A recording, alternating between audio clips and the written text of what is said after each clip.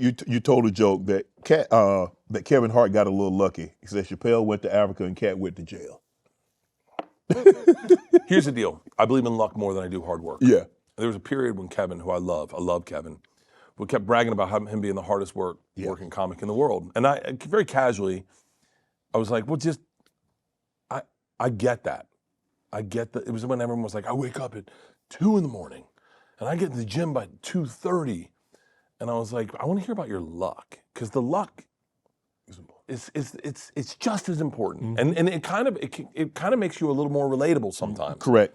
And I know Kevin is talented, but trust me, and I know it from an intimate level. I've seen him work, and I've got to tell you, to be able to share a movie like Jumanji with your kids and laugh hysterically, you know how talented that guy is. But I do want to hear about the luck. The luck is, and this is folklore, Katt was supposed to do Fool's Gold, and he packed a gun in his suitcase, and he couldn't do it. Right. And they're like, look, we got a size 22 waist and a medium shirt waiting for someone. Do we have anyone small and black that can fit this role? That's what I heard. Right. So I want to hear that story. Right. Kevin, tell me that story, because that makes you relatable to me. Like then I go, oh, like I want to hear the story.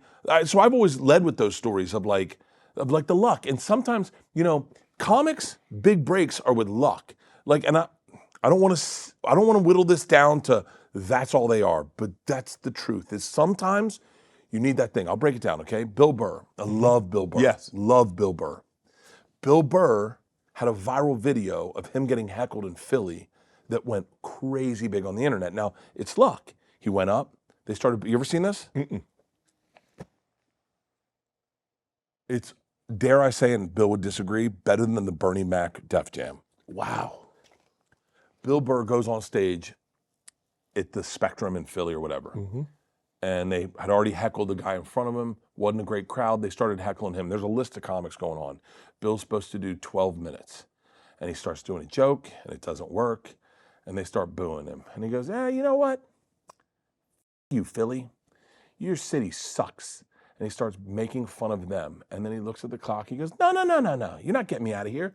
I got 10 minutes left. I'm gonna spend 10 minutes destroying you people. You guys you guys support Rocky? Joe Louis is from here. That's how racist you piece of shit. And he keeps looking at the clock and he goes, 8 minutes left. 8 minutes of me. And it's brilliant. It is masterful. Right. It is inspired of the moment. And it is shot on the shittiest camera in the world. But that story goes viral. And I'm telling you, boom, Jim Jeffries, he's doing stand-up at the Comedy Store in London. Guy jumps on stage, punches him in the head.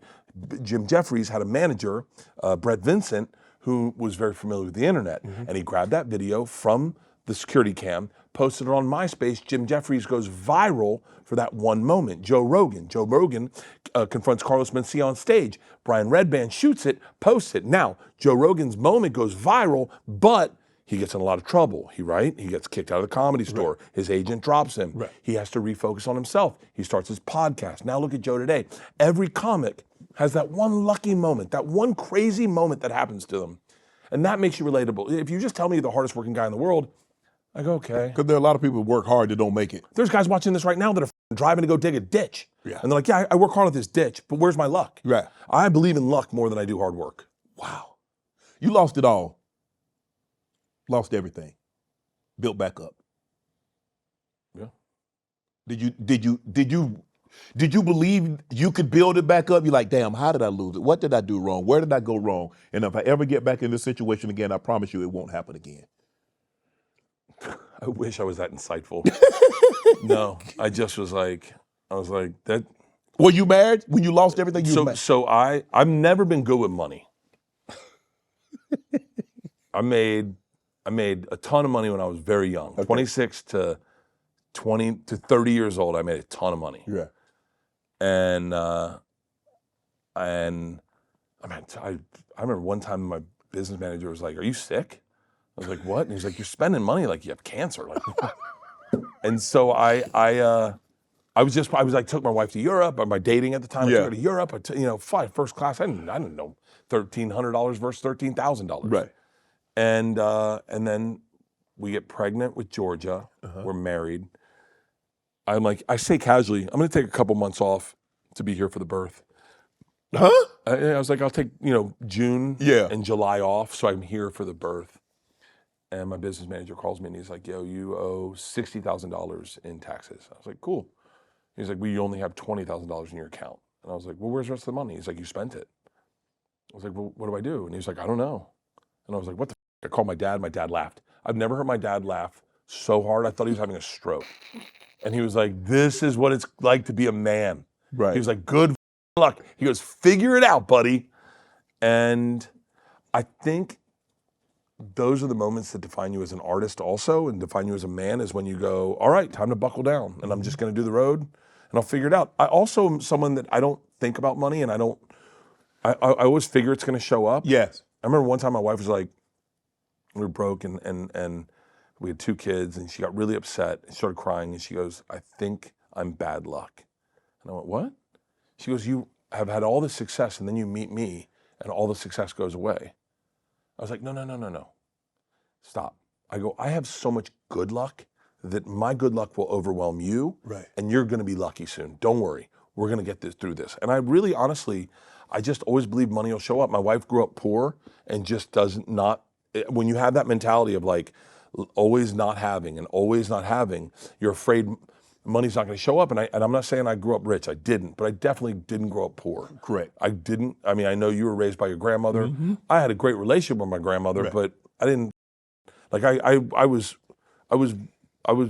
grew up with what you'd say is privilege. Right. I just never thought about money, and I just never think about money, and I go, it'll show up. It'll show up. And if it goes away again, it'll show up again. But Your wife told you she was $25,000 in debt. Oh, and that didn't deter you. Oh my God! I didn't know when you got married you accrued their debt. I remember. This is a joke. Take it all on. I was like, I'm paying for a cruise you went on to sleep with some dude. I didn't know that dude. I'm paying for that. Oh, dude, that's the only joke I ever wrote that she hated, and I'll tell you now. But she hated that. You told it as a joke, huh? I told her. I said when we got married, I said we should have anal sex, and she went, why? I said, what do you mean why? She goes, why would you want to do that? And I was like, I don't know. Just maybe to do it. I don't know. Why did we want to beat the Russians to the moon? To be there first? I don't know. Why? And then I found out we accrued their debt. And I was like, we should have anal sex. She goes, why? I go, for $25,000. That's why. She was like, I don't like that joke. Don't ever tell that. Want to join Club Shay Shay? Become an official member by hitting that subscribe button, where you never know who's going to be joining us for drinks and conversation. Don't be late to the party, because we like to do something before 2 something.